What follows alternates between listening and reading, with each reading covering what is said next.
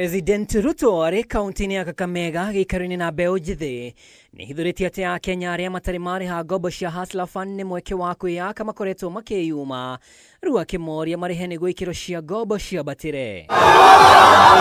Ona gutwika president ni augite gutire mundu guthigiririo arihe. President augite uyu ni mweke wa mwanya wa gukuria onjoria a biashara nini. Every day Hustler Fund is disbursing 80 million shillings every day to ordinary citizens. It may not be a lot of money, but it is making a difference. And I want to ask the beneficiaries here. Mimi nitawaeleza vile hiyo 25,000 alafu hiyo ingine inakuja 25,000 vile mnaweza kukopa 50,000, 1,100, 1,150 mkisonga mbele na biashara zenu. Hidini ona president ni athojeire mbeu njithire meandikithitie na mubango wa Nyota uria ukuguna yuthi ngirigana rimwe na ciringi bilioni 5 mambiririo biashara akimahemukana mbeca ici cia uitagi. I am very proud that today with our partners the World Bank and other partners we have designed a program that will make sure young people, entrepreneurs in every part of Kenya will participate in this program, be part of it and benefit from it.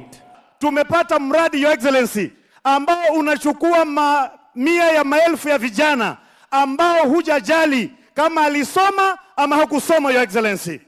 Katika taifa hili la Kenya, Your Excellency, ni kweli kwamba kuna vijana ambao sikupenda kwao kwamba hawakupata elimu.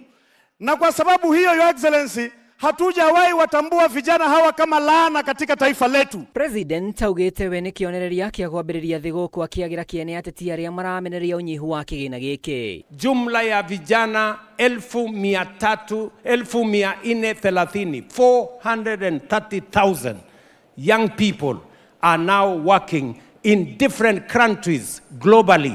Na tumehakikisha ya kwamba hawa vijana kama ni passport wanatafuta inapatikana in 3 days. Kama ni kununua tikiti tumeweka pesa kwa Youth Enterprise Fund.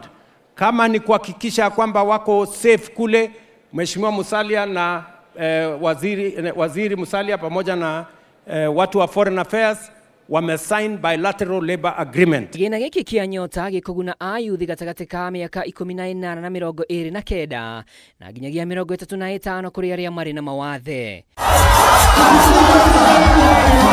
Handu-ini ha Kameme TV ritwara kwa ni Mwaura wa Ndung'u.